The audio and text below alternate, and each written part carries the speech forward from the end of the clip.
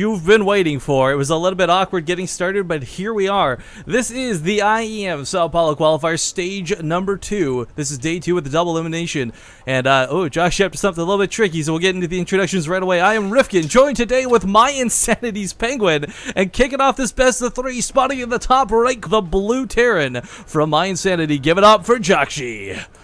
Jjakji going for the build that he has kind of brought back to life. The 888 Reaper has kind of gone out of style, but the guy who's going to have to be defending against it is in the bottom left spawn location. Playing for Evil Geniuses, it is the pink Zerg player, Stephano. The return of the prodigal son.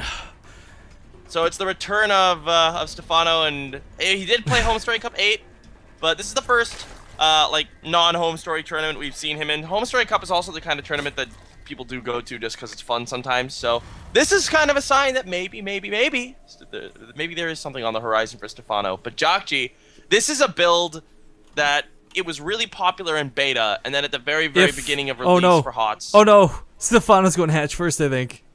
Yeah, oh, he is. This you is... have to versus Terran usually.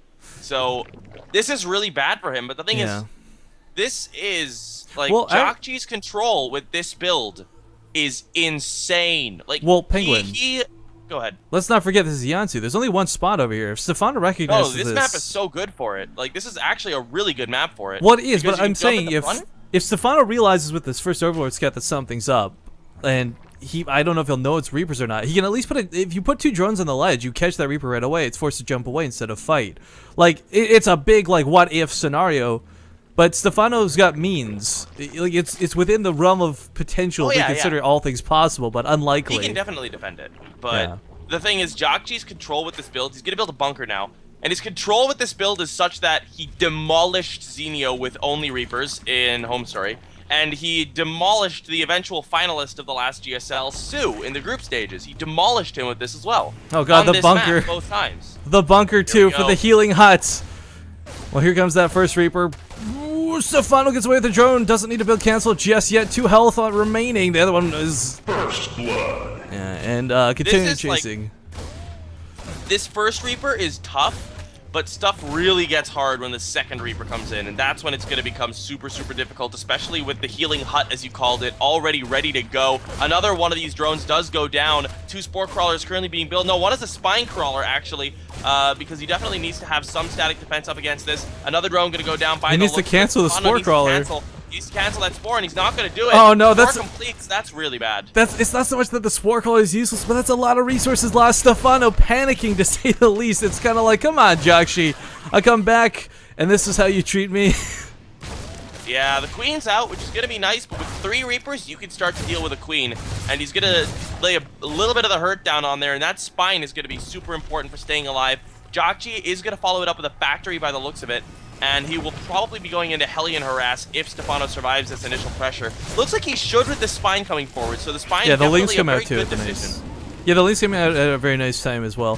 Helps kind of walk around the range that the Spine Crawler doesn't quite cover those. One Reaper goes into the bunker and escapes barely.